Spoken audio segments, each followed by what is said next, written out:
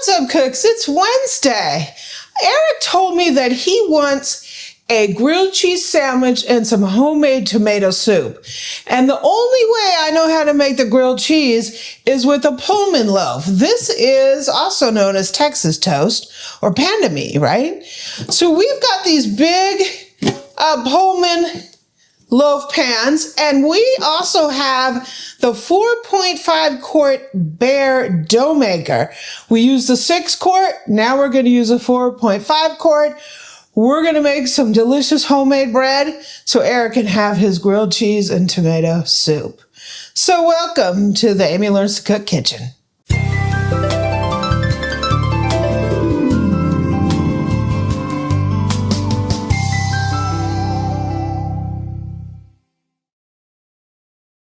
So we're going to be using the Bear dough machine, and it's similar to a bread machine in that it makes dough, right? But it doesn't bake it off.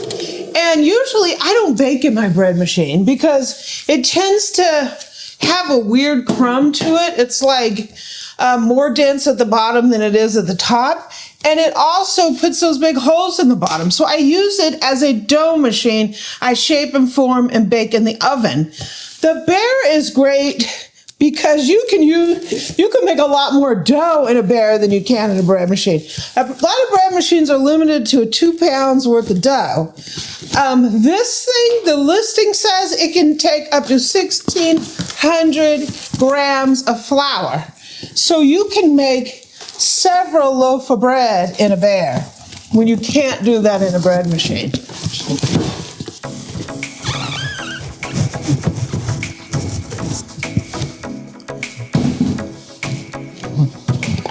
Ooh.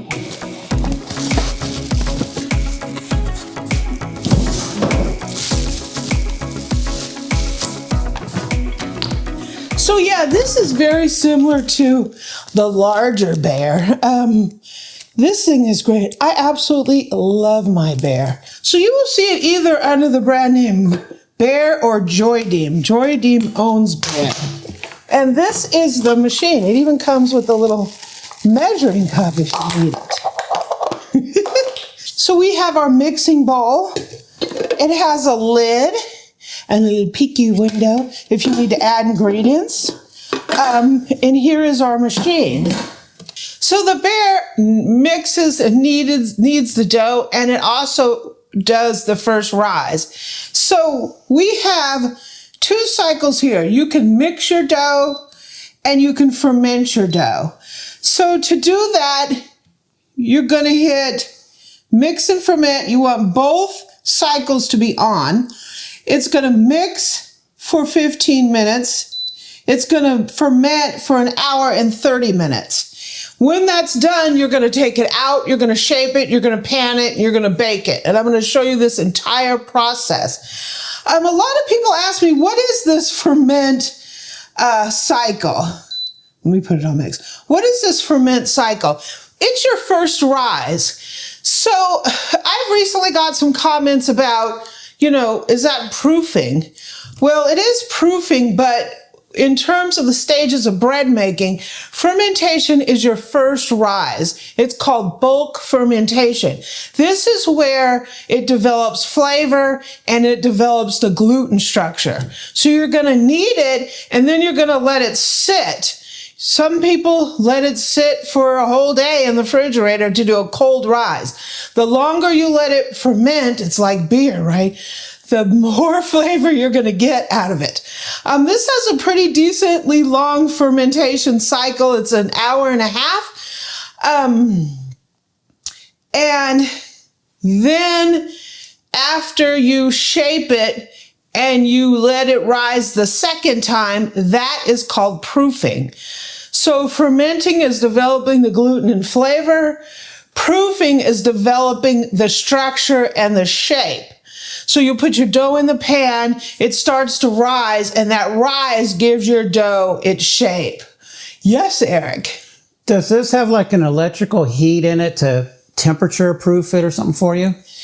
it generates heat in there. And with the enclosed environment, you're going to get that humidity in there and you're going to get everything you need for a great fermentation. I have used the other Bear machine and it is amazing. My dough, woof, right, comes out absolutely delicious. And I'm sure this one's going to operate the same way. This is it says, the listing on Amazon says 4.5 quarts. The box says 5 liters. So it's around the 5 quart plus area, right? And that's what we're going to do. One of the things that's really interesting about the Bear to me is the size of the dough hook. This is our dough hook on the Bear. It's huge and it goes right in here. And when the Bear runs, it starts and stops and starts and stops. That's the kneading action. It allows a slight rest in between the kneads, similar to what your hands would do, because you would knead and pause, knead and pause. That's what it does. And it allows the dough to sort of, it moves around so that it gets a full knead on it. It doesn't just sit in one spot. So let me go wash this up. Let me get the ingredients and let's start making our bread. Yay, I'm hungry. Okay, we're going to put our warm water in here. This is quite a bit. I have 9 cups of flour. Woohoo. We have some sugar here. Feed that yeast. We have our yeast here to eat it. We have some oil. And we're going to put in our flour. I got a lot of flour here. You're not blooming your yeast, so does that mean you're not using active dry, you're using the other kind? I'm using instant. So I'm going to put this on the 15-minute mix, an hour and 30 ferment.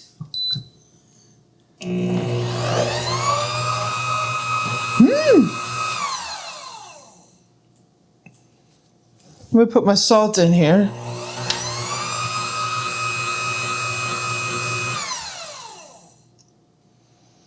So I just want to watch it until it starts coming together so I can see the hydration level of the flour, whether I need to add in a little bit of flour or not.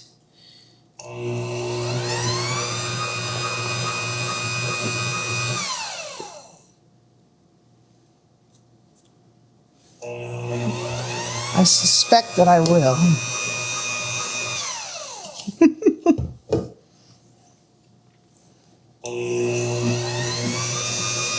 Whoa, it's handling this like no problem. So like I said, it goes on and off, and that's how it does the cycle.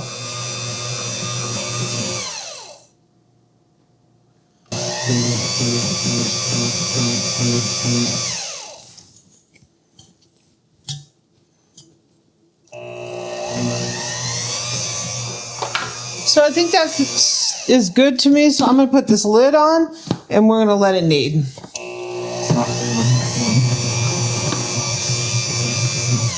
So we finished the kneading cycle and I left it a little sticky. I didn't add in a lot of extra flour to dry it out. That's how I wanted it.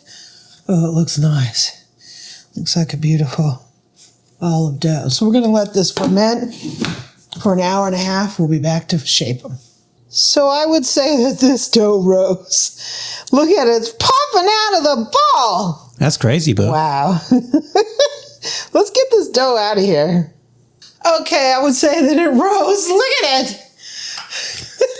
That's crazy. We didn't have any trouble with.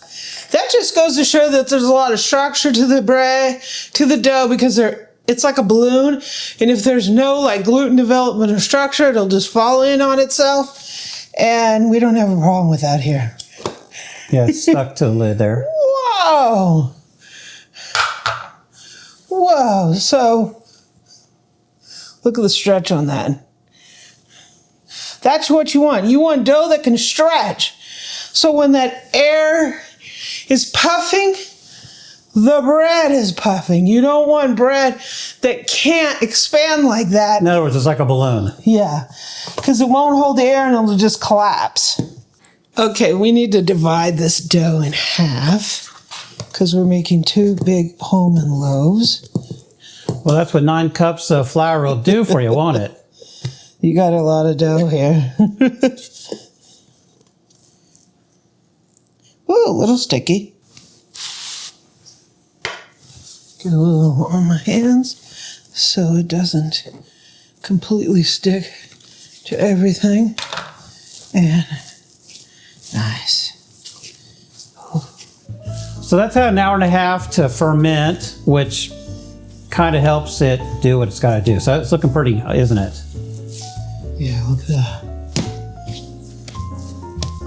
Very nice. Squeeze out that air. So, wow. That's a lot of dough. That thing did a lot. Is that even going to fit in your... Yeah, those are big pans. You need a lot of dough with those pans. Okay, so let's weigh this out and let me see how much. We have 4 pounds, 15 ounces. So it's almost 5 pounds. Yeah.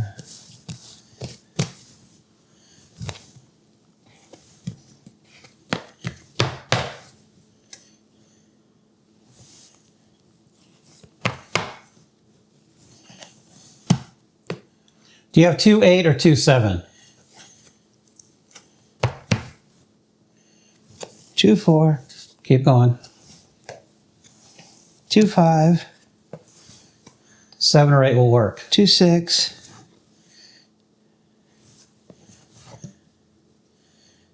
2.7. This other one will likely be 2.8. 2.5. Close enough, Amy. Yes.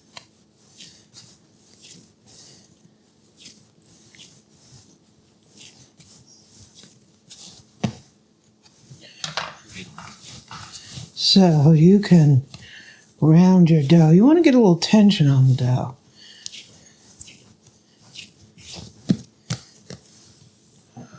So I'm going to take a Pullman pan here. And I'm just going to grease it up a little bit. A little spray of oil.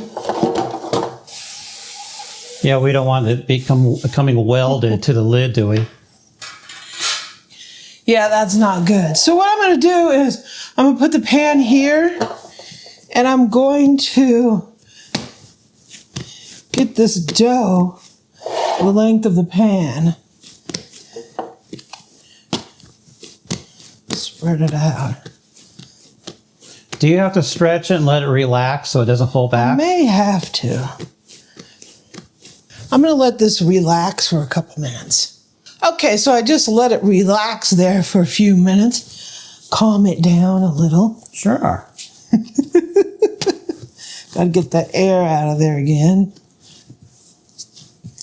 I'm just gonna pinch it up together here. Bring this out the length of the pan. And then we're gonna roll, roll, roll. Bring it together and pinch, pinch, pinch it up, pinch. Get those edges together on the bottom here. And then we got that. Gonna toss it up into there. Yay. Yay. All right, and I'm just going to do a little patting action to spread it out. Got a little bump there. A little air thing there.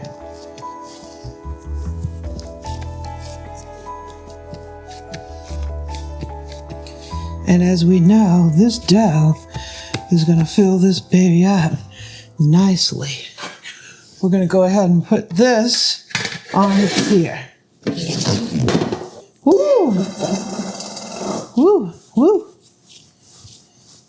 Just need to get a little spray on here. Spray on here. So we're going to ball it up here on that bread and pinch her up. pan. Spread her out and put the lid on. Ooh. And these are going to be sitting here for the second rise. So it's been like 20 minutes and we have a decent rise. We want it about 2 inches from the top of the pan. So it's looking really good. If you want this recipe, it's on my website. I'll put a link down in the description. So these are going in the oven and we're going to have bread pretty soon. Yay. Okay, they're out of the oven and we're going to pop the lid. Whoa! That looks pretty, boo-boo. And the lids are coming off, too. Yeah. These lids come off good. Sometimes you get these pans where they don't want to come off. And so we have our loaf here. And it's nice and flat on top. Yeah, so that's one thing about Pullman's. Woo! USA Pans does it again. Pullman's, you want the square loaf. That's how you get that Texas toast. You get a square bread instead of it having that You don't have the round on the top. hump on the top. No. And we got loaf number 2. Ooh! Whee! These are big loaves. Well, you had 2.5 pound dough, Whoa. boo-boo. Look at these bad boys. Woo! Those are crazy. 2 big loaves. So the bear, it did amazing. Look at this bread out of the bear. So that's one thing that it's so much versatile over a bread machine. Because a bread machine, you're limited to that one loaf and you're limited to the one shape, which is not great, right? If you just have this dough machine from the bear, you can do unlimited, right? You can make any kind of bread you want. These are absolutely amazing. We're going to let these thoroughly cool before we take a taste of them. And I know it's hard, but if you cut them now, it'll mush the bread up. You need it to fully cool so it sets up that crumb and it looks amazing. The bear, I'll put links down in the description. Thank you, Bear and Joy Dean, for sending these. I love the bear, right? So when these are cool, we'll take a taste, and I have some nice homemade jam that we can use with them. So we will be back. Okay, the bread is nice and cooled down, and we're ready to cut it. Look at these loaves of bread. Crazy. I mean, seriously. So these bread bags are amazing. I got a box, and you get like 1,000 of them in the box. But I think these are like extra big or something. Yeah, they're extra large. I literally bought this box like eight years ago, I think, and I'm still using them. I haven't even hardly made a dent in them. So here's our bread. Look at that. So this is Pullman bread. And normally, if you don't have that lid on the top, you're going to get a right? But with the Pullman, it keeps it this square. So it's great for a grilled cheese sandwich. It's like Texas toast. So if you want Texas toast, do them thicker. You want more like Texas toast, or do you want them like regular sandwich? I don't care. Fresh bread is always welcome. I'm not going to discriminate based on the size and shape. Ooh, look at that. Uh-huh. That's a beauty. Look at the crumb on that. Well, Boo makes us wait. It's like perfect. You make crumb on that. you make us wait till it cools down. Otherwise, the crumb doesn't set up. Yeah, cool down. So I'm going to do it kind of like Texas toast.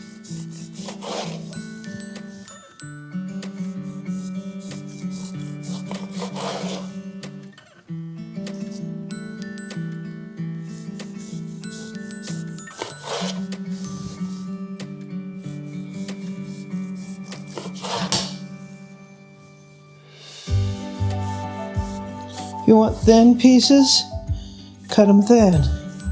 If you want thick pieces, I'm cutting them this thick. Texas toast, baby. Well, the problem with thin cut is it won't support a pound of peanut butter. You know? Well, and two, if you want to make this into like French toast,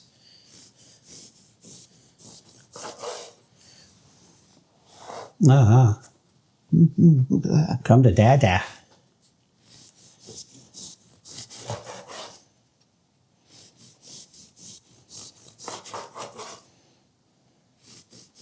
Just gotta pay attention to what you're doing and get you a nice bread knife. Mm-hmm.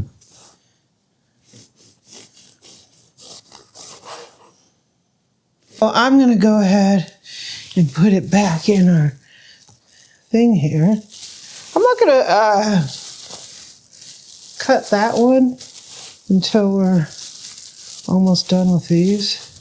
I mean, Keep it fresher. these things only last for a couple of days. Yeah. So you could freeze the other one. There's no preservative in this bread, so No. it doesn't last like that. And if you're running a little late, just do a bunch of French toast. Yeah. And we'll have those 2 pieces to give it a taste. That's all we get is a piece each, really. That's all you get. Go ahead and give it some butter. Mm-hmm. Mm-hmm. Buttered up, baby. And this is some homemade strawberry jam. Don't need a knife. Do you have like a spoon? Just lop it on there. Yeah. In fact, I don't even need bread for the jam. Just give me a spoon. Just eat the jam. Mm-hmm. I'll put a link down there to the bread, to the jam. There you go. Thank you, boo-boo, You're welcome. for all your hard work and make me wait so long for this. Yum, yum. So, let's give us a little Oh. taste test here. Why are you pulling it apart? Oh, you're trying to get So good. past the crust, huh? It's amazing. You know how many times Amy will eat bread? She'll work all the crust off and get ready to eat the middle, and then I steal it from her. Wow. There's nothing better than homemade bread. So the bear gets thumbs up all the way. It's amazing. I love it. Thank you, Bear and Joy team. We're going to have fun with this. Links will be down in the description. I got to go eat my bread. Thanks for joining me.